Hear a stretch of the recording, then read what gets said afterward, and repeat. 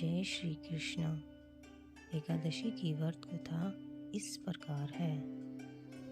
कार्तिक माह के शुक्ल पक्ष की एकादशी को देव उठनी एकादशी, देवथान एकादशी, देव उठनी ग्यारस, प्रबोधनी एकादशी आदि नामों से जाना जाता है।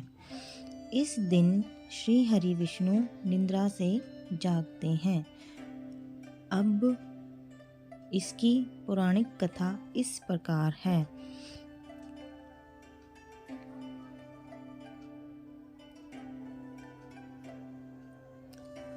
एक राजा के राज्य में सभी लोग एकादशी का व्रत रखते थे।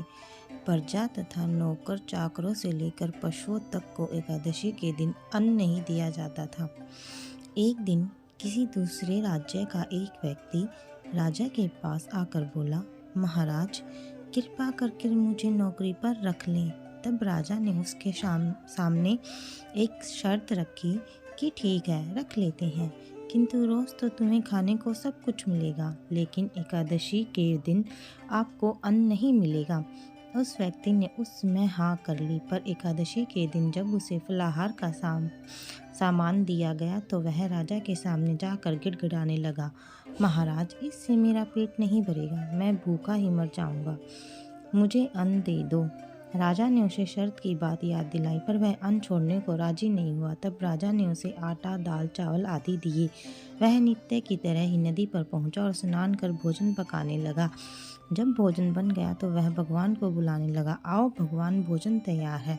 उसके बुलाने पर पीताम्बर धारण किए भगवान चतुर्भुज रूप में आ पहुँचे तथा प्रेम से उसके साथ भोजन करने लगे। भोजनादि कर भगवान अंतर्ध्यान हो गए तथा वह अपने काम पर चला गया। 15 दिन बाद अगली एकादशी को वह राजा से कहने लगा कि महाराज मुझे दुगना सामान दीजिए। उस दिन तो मैं भूखा ही रह गया। राजा ने कारण पूछा तो उसने बताया कि हमारे साथ भगवान भी खाते हैं, इसलिए हम दोनों के लिए सामान पूरा नहीं होता।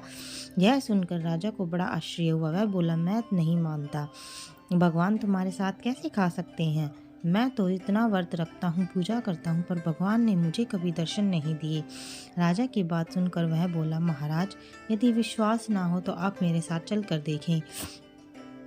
राजा एक पेड़ के पीछे छिप कर बैठ गया। उस व्यक्ति ने भोजन बनाया तथा भगवान को शाम तक पुकारता रहा, परंतु भगवान नहीं आए। अंत में उसने कहा, हे भगवान, यदि आप नहीं आए तो मैं नदी में कूदकर प्राण त्याग दूंगा। लेकिन भगवान नहीं आए। तब वह प्राण त्यागने के उद्देश्य से नदी की तरफ बढ़ा।